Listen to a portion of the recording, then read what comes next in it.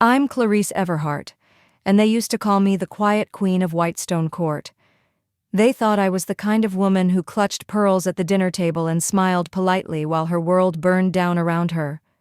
But what they didn't know, what they never bothered to ask, was that I once sat at the table where men wagered empires and walked away with the pot. I was not always this fragile, graying figure sipping chamomile tea in a silk robe. I built fortunes, protected legacies, and made choices that saved lives, until I made the mistake of giving mine away to people I called my own.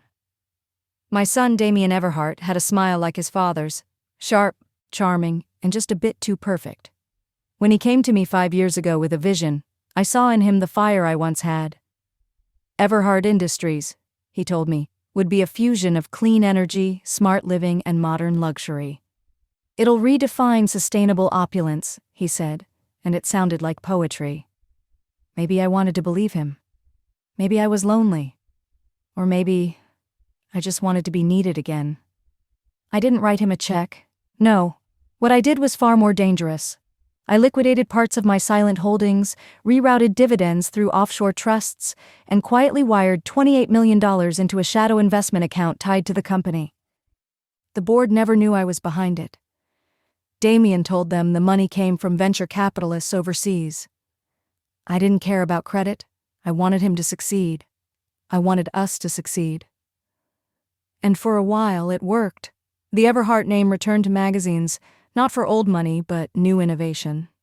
Damian and his wife Celeste became darlings of the lifestyle circuit. She wore dresses stitched in Paris and diamonds with stories behind them.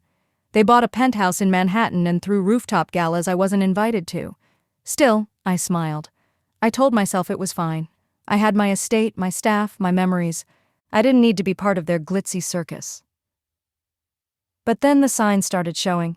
Documents going missing from my study. My estate lawyer Harold being dismissed without warning. Celeste arriving unannounced at the house with faux sweetness and prying questions. Are you feeling tired lately, Clarice?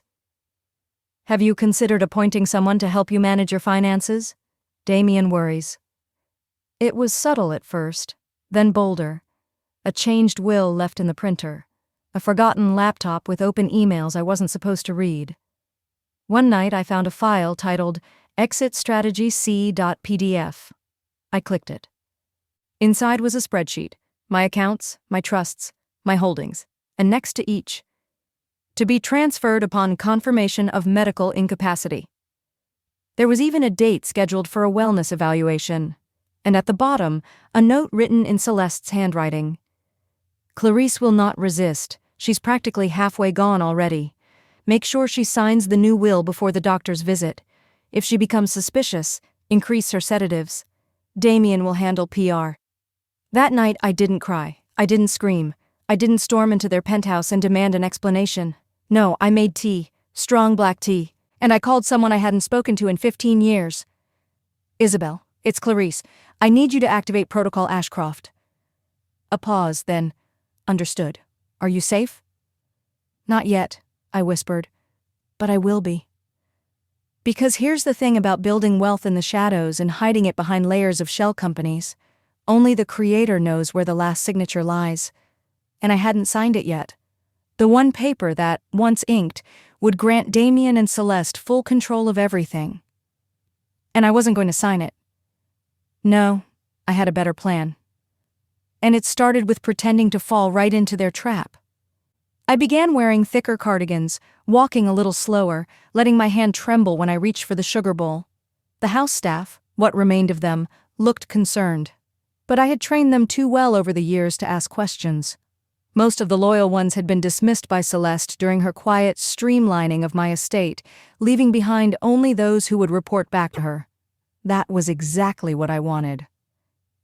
I needed them to believe I was fading. Damian started visiting more often, which told me they were accelerating their plan. He always brought Celeste, though she lingered like perfume in a room full of smoke, pleasant, but cloying, suffocating. She sat on the chaise across from me, legs elegantly crossed, her tone sugary sweet. You look tired today, Clarice. Did you forget to take your supplements? No, dear, I would say, smiling softly. But I've been thinking, Maybe it's time I got my affairs in order. Her eyes lit up at that. Not obviously, but I knew the sparkle in them. It wasn't worry, it was victory. Damian, on the other hand, was harder to read. He played the dutiful son, adjusting the pillow behind my back, suggesting a walk in the gardens. But there was a coldness behind his eyes now, a calculation I recognized all too well. He thought he had already won, that I was an old relic clinging to forgotten glories, too proud or too senile to notice the house around me collapsing into his hands. But he forgot who raised him. I let them bring in their lawyer, an arrogant man named Fitch who reeked of overconfidence and cologne. He arrived in a gray suit and shark eyes, prepared with a stack of documents. "We've drafted a new estate plan for you, Mrs. Everhart," he said, placing the papers in front of me. "Just some adjustments to reflect your wishes." "Of course," I said softly. "My wishes." I flipped through the pages slowly, nodding, pretending not to notice the glaring line about transferring controlling shares of Everhart Industries to Damian, or the quiet revocation of my medical power of attorney. I signed the first few with a graceful hand, then paused.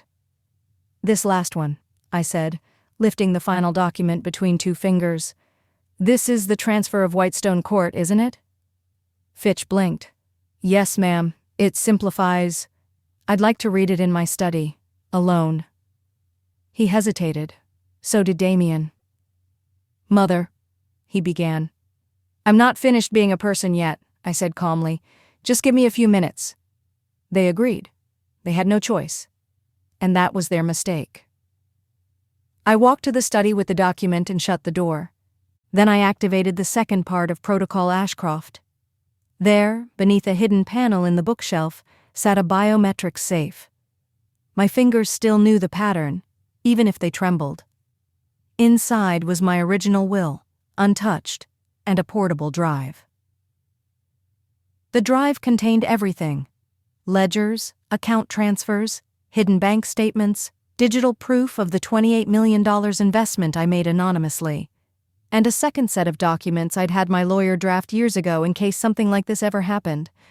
With one phone call, Isabel would transfer everything, not to Damian, not to Celeste, but to a new holding company under a charitable trust in my maiden name, a company only I controlled. I made the call. "Everything in motion?" Isabel asked. "Yes," I whispered. "They'll think they own the world tomorrow. And by then, they'll be standing in an empty vault." I returned to the living room with the unsigned deed. "I'm sorry," I told Fitch, handing it back. "I can't seem to focus today. Perhaps tomorrow." Celeste's smile cracked.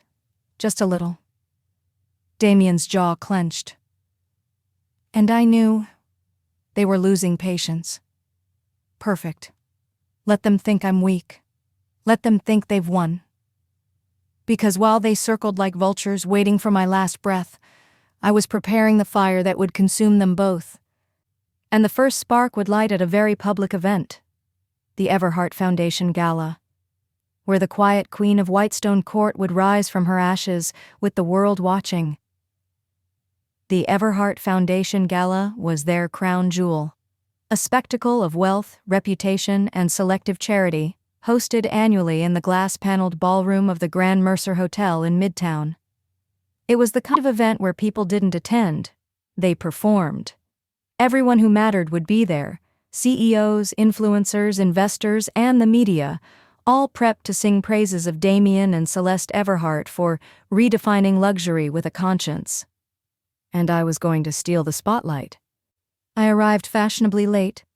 No wheelchair, no cane, no doting nurse.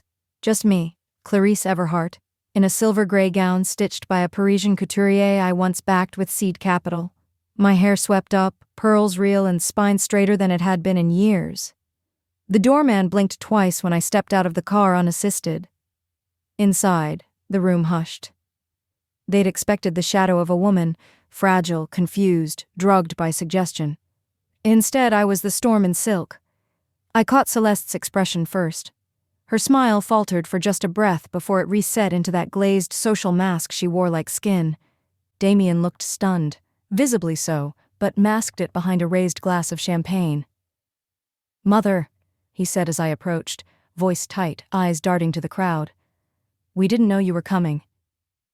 "That's the thing about being underestimated," I replied. "It leaves room for delightful surprises." I turned away before he could respond, making my way toward the media corner where a handful of reporters were chatting beside the donation display screens. Right on cue, Isabel appeared beside me. She wore a sleek black suit, her hair in a tight bun, tablet in hand. "Everything's loaded?" I whispered. She nodded. "At your signal." I walked to the podium meant for Damian's keynote speech. A polite hostess tried to stop me. I merely gave her a look I hadn't used in 20 years, the one that silenced boardrooms. She stepped aside. I tapped the mic. "Ladies and gentlemen," I began, my voice echoing across the marble and glass. "I promise not to keep you long. I simply have a gift to share, something that may interest those of you invested in truth." Whispers rippled through the audience. I continued. "For years, I watched my son build a company with money I provided in silence. I asked for no credit, no stake, only that he preserve the integrity of our family name. But tonight, I've learned that trust, like wealth, is easily squandered." I looked directly at Damian and Celeste. They planned to strip me of my estate, my autonomy, even my name. So I made some changes. I gestured to Isabel, who tapped the tablet. Every screen in the ballroom flickered, and then the documents appeared. Digital receipts, offshore transfers, internal emails between Damian and Celeste plotting my mental discreditation, legal drafts meant to override my will. It was all there, blown up in high definition for every attendee to witness. The room gasped. A few guests stood up in disbelief. Someone began recording. A couple of board members from Everhart Industries looked at Damian with a shade of horror. I stepped aside. "And to prevent future confusion," I said, "Everhart Industries no longer belongs to the man behind this betrayal. As of this morning, controlling interest has been transferred to a private, charitable trust, one that answers only to me." Celeste's voice cracked as she approached. You can't just do this." "I already did," I said coldly. Damian remained frozen, his hands clenched, his face pale. He didn't speak. He couldn't. I turned back to the crowd. "Let this evening be a reminder," I said, "that appearances deceive, that betrayal wears tuxedos, and that sometimes the quietest woman in the room is the most dangerous." With that, I stepped down from the podium. The crowd erupted behind me, some in applause, others in stunned murmurs, but I didn't look back.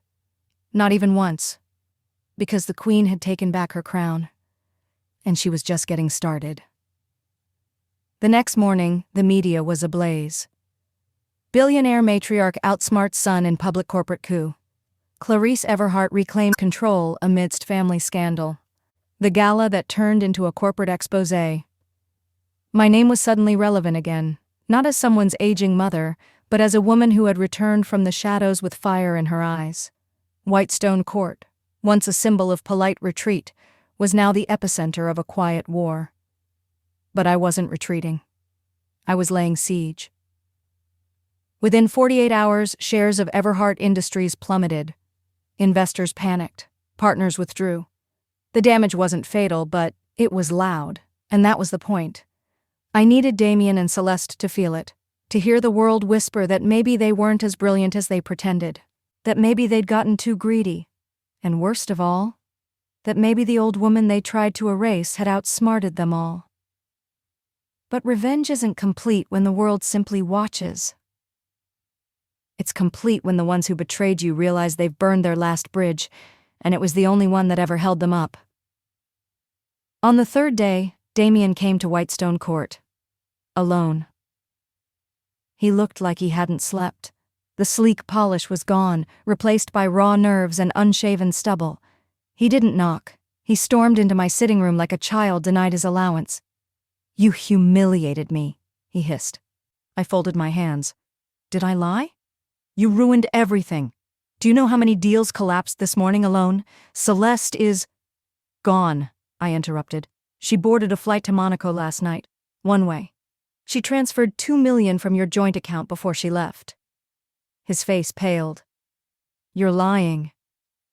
I raised a brow and slid a single sheet of paper across the table. Isabel's printout of the bank statement.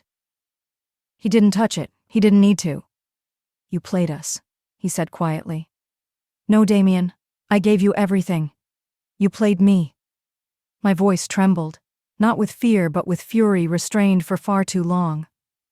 I made you. I watched you, and I forgave you again and again because you were my son, but you saw me as a stepping stone instead of a foundation. His jaw clenched, but he had no words, only silence and guilt. I leaned in slightly, voice soft but sharp as glass. You were my legacy, but now I will write a new one without you. He looked at me for a long time. For a second, just a second, I saw the boy he used to be. The boy who ran to me with bruised knees and science fair ribbons. But that boy was gone. And so was my forgiveness. I'm leaving, he said. I know. He paused at the door. You'll die alone. Better than dying betrayed, I said without looking at him. And then he was gone. For good. That evening I stood alone in the marble hall of Whitestone Court.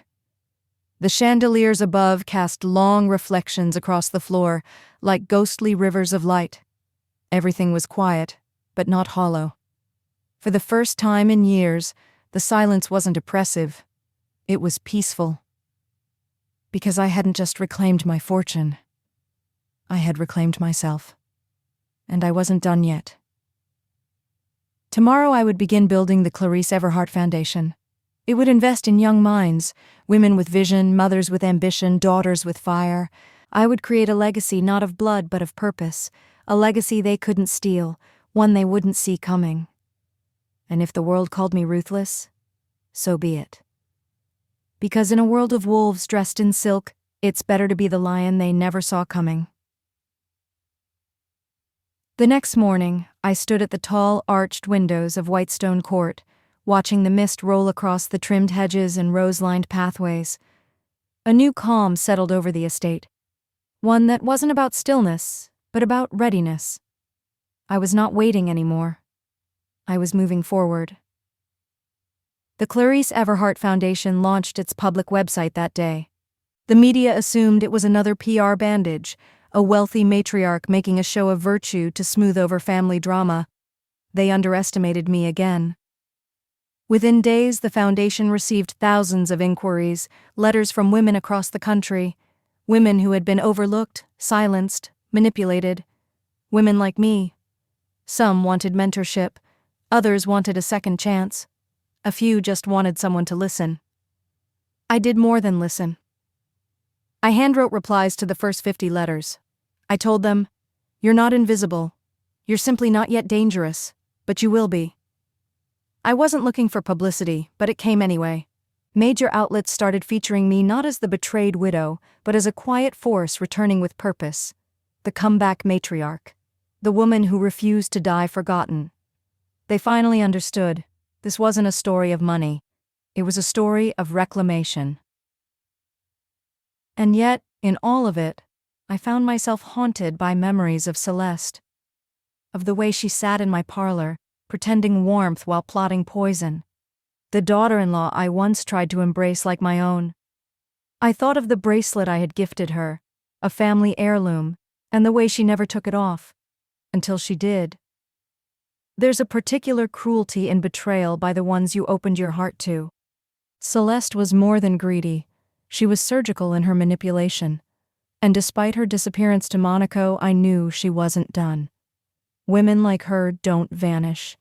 They lie in wait. So I made a call. Put a tail on her, I told Isabel.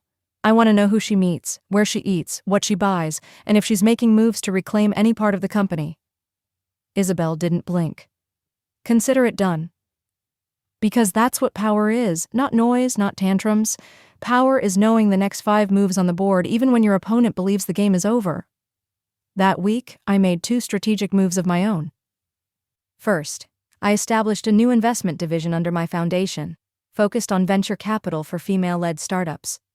Quietly, I began withdrawing residual capital from Everhart Industries' side holdings. The shell companies I had once created to feed Damian's empire now siphoned profits back into ventures of my choosing. Second, I bought the penthouse Damian and Celeste once owned. It had gone up for sale quickly, probably to cover the legal fallout they now faced. I purchased it anonymously, through a trust, and had the locks changed before the ink dried. On the day I visited it, the realtor greeted me at the door, unaware of who I was. "Stunning view," she chirped, unlocking the door. "Previous owners left some of the decor behind. Very modern, very cold. Not really a family space, you know?" I stepped inside. The air still held traces of Celeste's perfume. The walls were minimalist, expensive, but soulless. A perfect shell for ambition.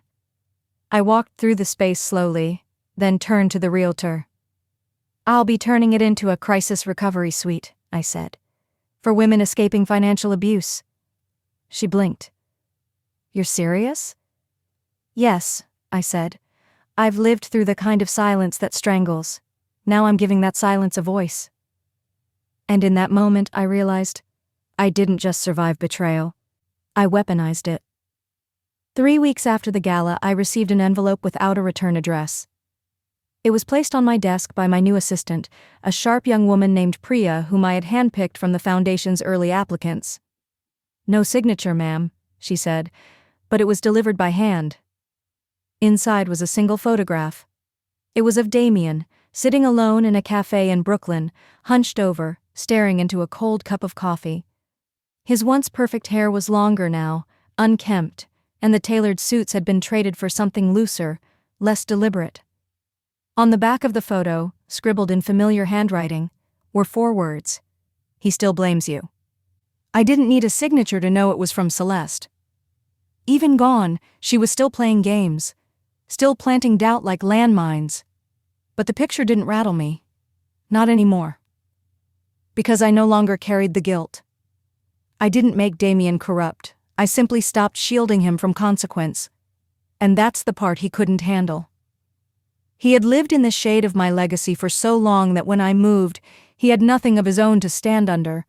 Celeste saw that before I did. She used it like a knife. And he let her. I placed the photo in a drawer and locked it away. Later that day, I walked through the garden paths behind Whitestone Court, the same ones I used to stroll with my husband when we were young and ambitious and full of grand visions.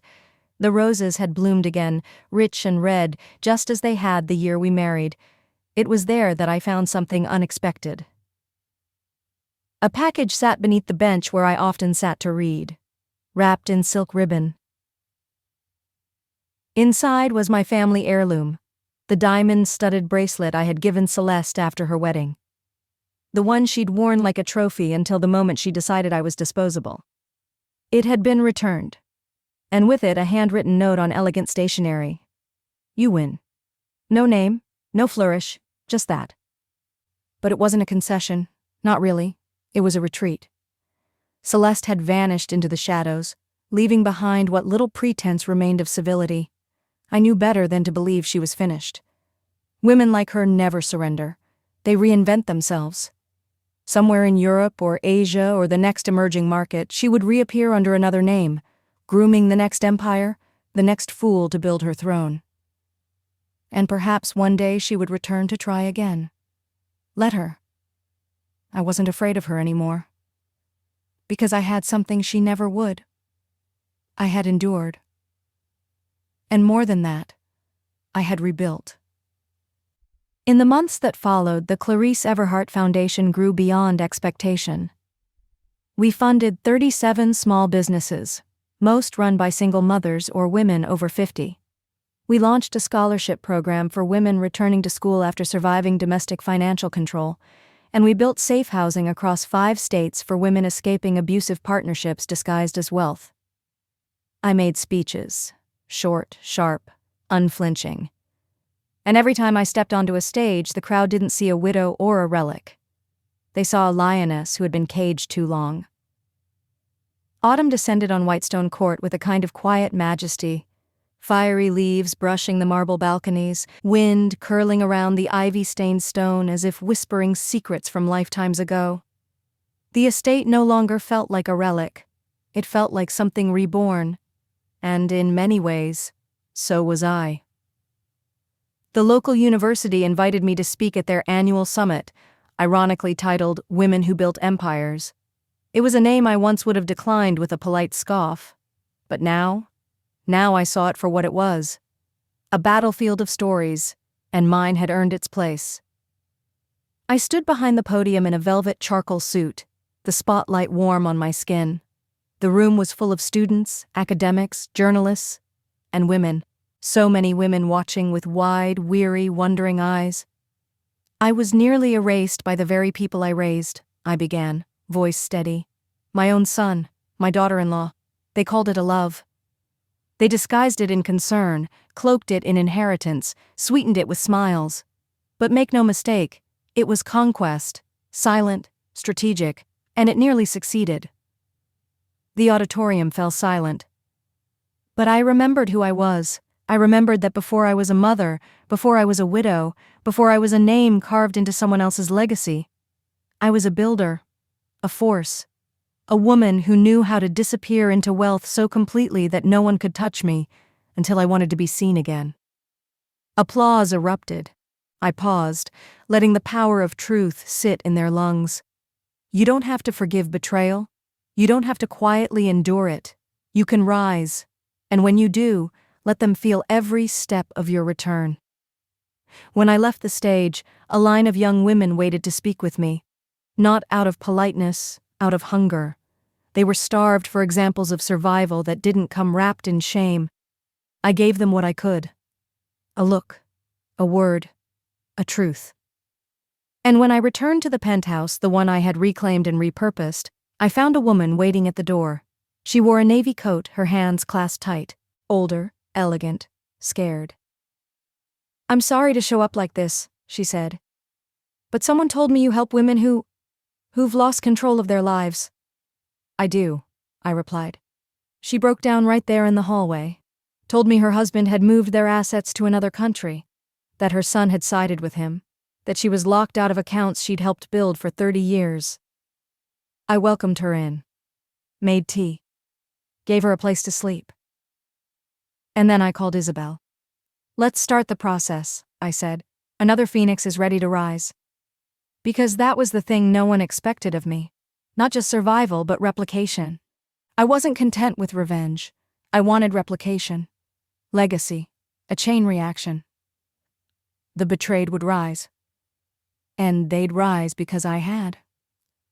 I had taken back my name, my money, my home. But most of all, I had taken back the story. Months passed, but the fire never faded. With every success story from the foundation, every woman who reclaimed her finances, her voice, or her freedom, the world began to shift ever so slightly. Not overnight, not loudly, but surely. We called them reclamation circles, small gatherings hosted in the penthouses and estates of once broken women, now fully aware of their power. They met to share resources, legal strategies, and emotional recovery tools, and each circle was lit by the same spark. They had once been erased, and now they were rewriting their endings. At one such circle, a woman named Marietta stood in the center of the room, her hands trembling as she told her story. A banking heiress disinherited by her own brother after her husband died, left with a dress collection, 2 suitcases, and no bank card. "I didn't know who I was without their approval," she said, voice cracking. "Until I read your story in the Atlantic, until I saw what you did." She looked at me through a mist of tears. "You gave me permission to stop apologizing." I walked to her, took her hand.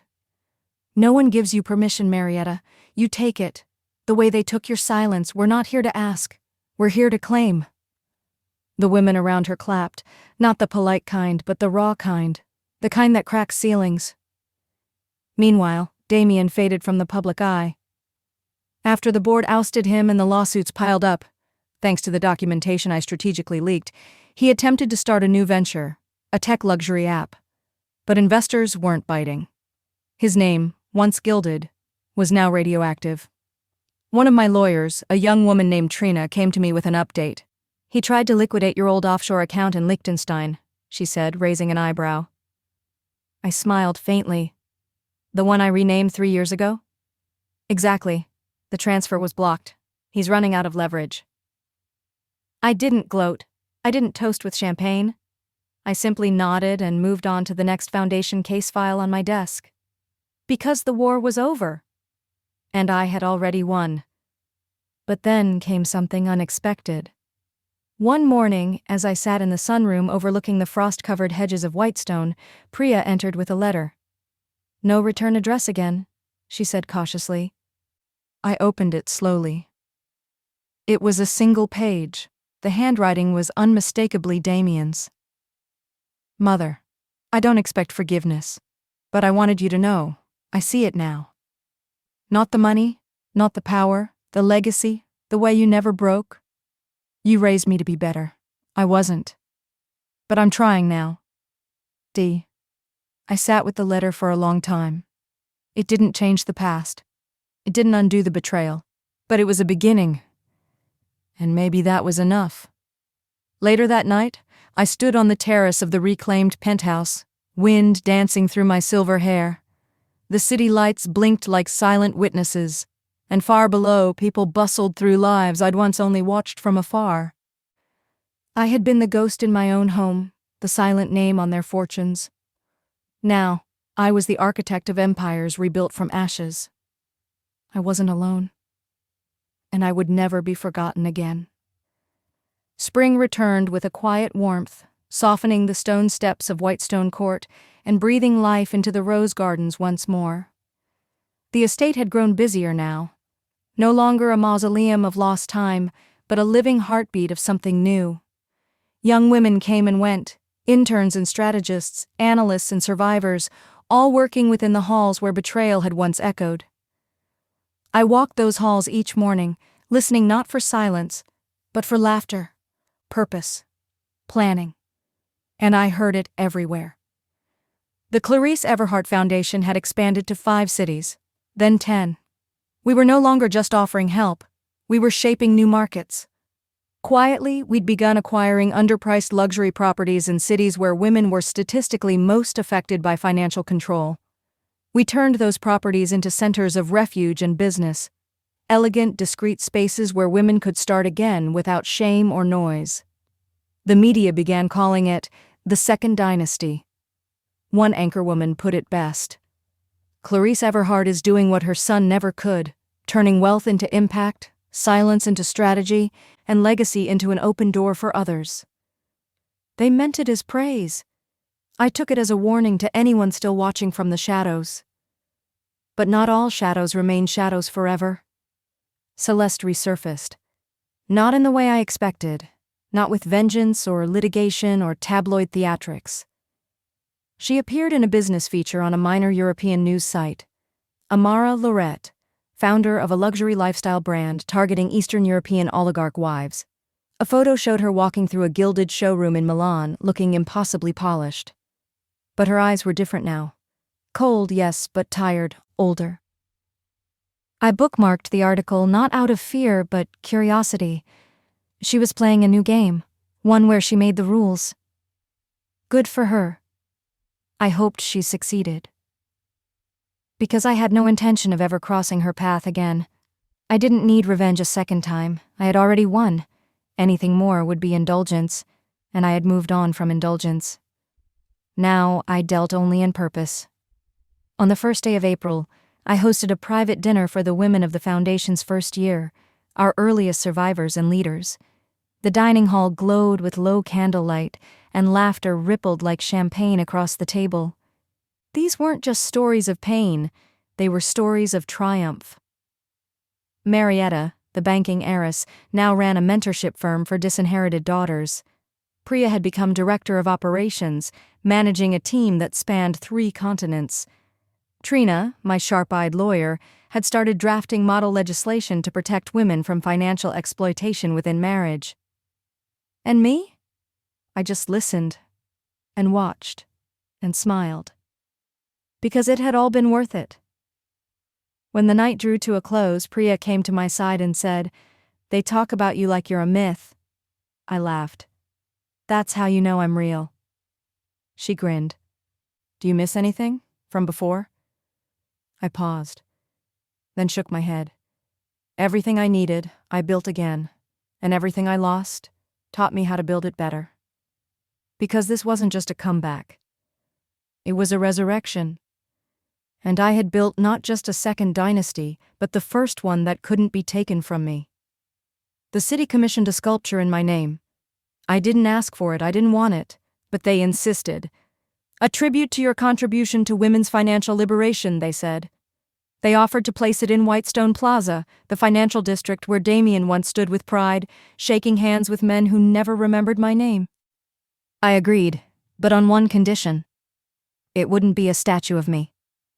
It would be a sculpture of a faceless woman rising from fractured stone, her arms stretching upward, her feet still shackled to broken columns, not a symbol of victory, a symbol of escape, of becoming. It was unveiled on a rainy Tuesday. I stood back, under my umbrella, watching as the cloth was lifted. The crowd gasped softly. The rain made the bronze glisten like tears, and for a moment, no one moved. Someone whispered, "It looks like all of us." Good. That was the point. Back at Whitestone, I found myself more reflective. I'd accomplished what I set out to do. The foundation was self-sustaining. The dynasty I reclaimed had been transformed into something greater than blood. But it wasn't over. No empire survives on memory alone. It requires intention, vigilance, renewal. So I began writing. Not memoirs, too self-indulgent. Instead, the ledger of the silenced. A living document of every story the foundation had gathered. Names redacted. Pain unflinching. A history of quiet wars and private victories meant not for sale or fame, but for those who needed to know they were not alone. One morning, as I drafted a new entry, Priya entered with something in her hands. A gift, she said, from a donor who asked to remain anonymous. It was a painting, an oil portrait of the sculpture, the faceless woman, but in this version someone had painted a crown in gold leaf above her head. No face, no name. Just a crown, and a flame at her feet.